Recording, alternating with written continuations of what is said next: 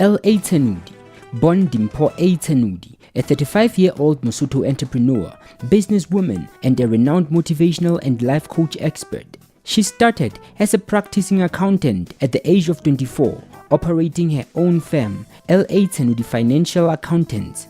A decade down the line, she followed into another career path, where she established yet another subsidiary to her company, L.A. Tenudi Life Coach. With this establishment, she extended her operations and launched a radio talk show, which was followed by the ever-taking media spot program, the L.A. Tenudi TV Talk Show. Welcome to L.A. Tenudi Certified Life Coach Talk Show.